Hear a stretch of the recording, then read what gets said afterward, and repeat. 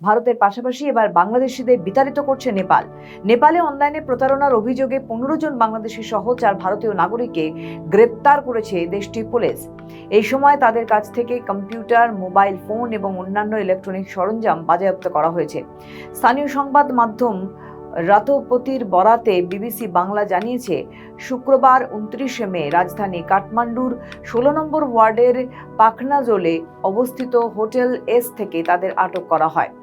ধৃত বাংলাদেশিরা হলেন মজিদুল ইসলাম হৃদয়, 25 বছর বয়স, শফিউল ইসলাম 22 বছর, আব্দুল্লাহ আল জুবায়ের 26 বছর, আপন চন্দা সাহা 22 বছর, আবুল হাসনাইন 26 বছর, আল শাহরিয়ার 24 বছর, ফয়জাল 30 বছর, আজাদ হোসেন 35 বছর, মোহাম্মদ আজমাইন 19 বছর, তামিম হাসান সৌরভ 20 বছর, জাকারিয়া জান্নাত 20 বছর, শাকিল আনোয়ার 24 বছর, বিল্লাল রাফাত 21 বছর, অমিত হাসান সৈকত 25 বছর এবং ইসমাম হাসান স্বাধীন 30 বছর।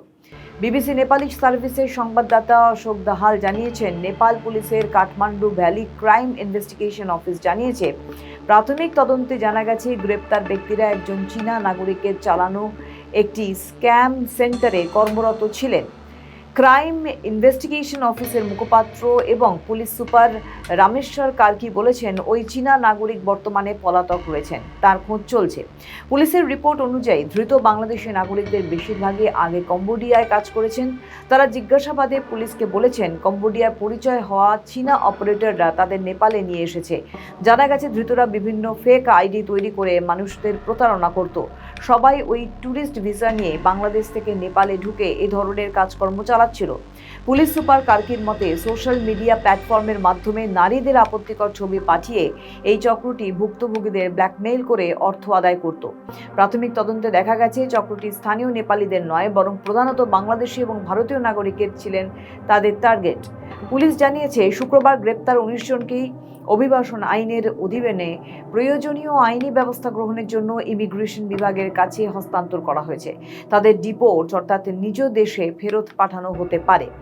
জানা গেছে, স্ক্যাম সেন্টার পরিচালনার জন্য পলাতক চীনা নাগরিক থামেল এলাকার একটি পুরো হোটেল ভাড়া নিয়েছিলেন।